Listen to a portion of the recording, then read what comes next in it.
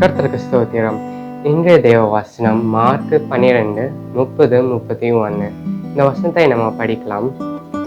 உன் தேவனாகிய கர்த்தரிடத்தில் உன் முழு இருதயத்தோடும், உன் முழு ஆத்மாவோடும், உன் முழு மனதோடும், உன் முழு பலத்தோடும் அன்பு கூறுவாயாக என்பதே பிரதான கற்பனை. இதற்கு ஒப்பாயிருக்கிற இரண்டாம் கற்பனை என்னவென்றால், உன்னிடத்தில் நீ அன்பு கூறுவது போல் பிறனிடத்திலும் அன்பு கூறுவாயாக என்பதே.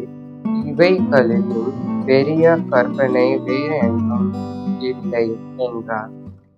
இந்த வசனத்துல இருந்து நம்ம ஒரு குறிப்பு பார்க்கலாம். முதலாவது குறிப்பு, இந்த 2 வசனத்தையும் கர்த்தர் அன்பு பத்தி பேசுகிறார். ஆனா எதுக்கு அன்புக்கு இவ்வளவு முக்கியம் கர்த்தர் தருகிறார்? நீங்க பாருங்க, பரிசேயர்கள் கர்த்தரோட எல்லா கட்டளைகளையும் கீழ்ப்படிந்தாங்க. ஆனா கர்த்தரை அன்பு செய்யல. அதனாலதான் அவங்க இயேசுப்பாவை சிலுவையில அறைந்தாங்க. அதே மாதிரிதான் கீழ்ப்படிதல் வெளியில காமிக்கிறது. நீங்க கீழ்ப்படிந்தா உங்களுக்கு அன்பு வராது. ஆனா நீங்க அன்பு செய்தீங்கன்னா உங்களுக்கு ஆட்டோமேட்டிக்கா கீழ்ப்படிதல் வரும். இதுதான் பவுல் 1 கொரிந்தியர் 13:13 சொல்கிறார்.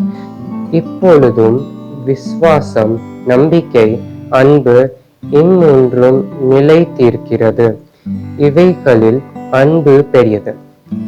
இதுல இருந்து பாக்குறோம், அன்புல இருந்து விசுவாசம் வருது, நம்பிக்கை வருது, அப்புறம் கீழ்ப்படிதலும் வருது. அப்படின்னா அன்பு தான் முக்கியமான கட்டளை. இந்த வசனத்தை கேட்டதுக்கு உங்களுக்கு நன்றி. தேவன் தாமே உங்களை ஆசீர்வதிப்பாராக. ஆமென்.